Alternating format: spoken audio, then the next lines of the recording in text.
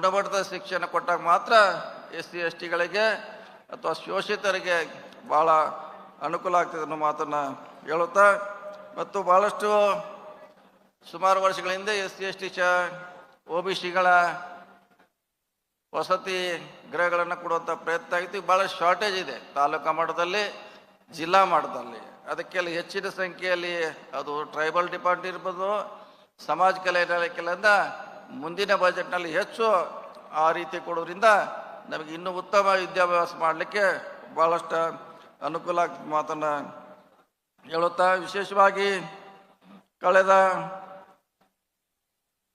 ಬೆಂಗಳೂರಿನಲ್ಲಿ ಒಂದು ಹೊಸ ಸ್ಕೀಮ್ ತರ್ತಾ ಅಂತ ಹೇಳಿದ್ವಿ ನಾವು. ಇಲ್ಲಿವರೆಗೆ ನಾವು ಭೂಮಿಯನ್ನು ಕೊಡ್ತಾ ಇದ್ದೀವಿ, ಆದರೆ ನಮ್ಮ ಜನಗಳಿಗೆ ಮನೆ ಕಟ್ಟಲಿಕ್ಕೆ ಸೈಟ್ಗಳಿಲ್ಲ.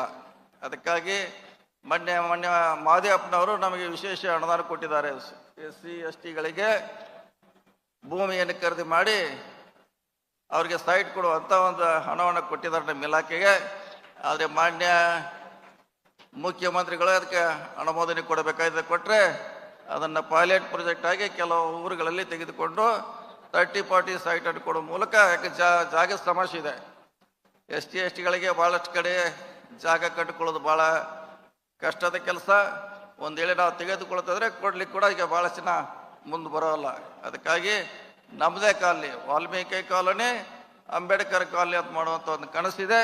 ಅದಕ್ಕೆ ಮುಖ್ಯಮಂತ್ರಿಗಳು ಬೇಗ ಮಂಜೂರಾತಿ ಕೊಟ್ಟರೆ ಆದಷ್ಟು ಬೇಗ ನಿಮಗೆ ಸೈಟ್ ಕೊಡುವಂಥ ಭಾಗ್ಯ, ಅದೊಂದು 6ನೇ ಭಾಗ್ಯ ಆಗ್ತದೆ ಅಂತ ಹೇಳಿಕ್ಕೆ ನನಗೆ ಭಾಳ ಸಂತೋಷ ಆಗ್ತಾ ಇದೆ.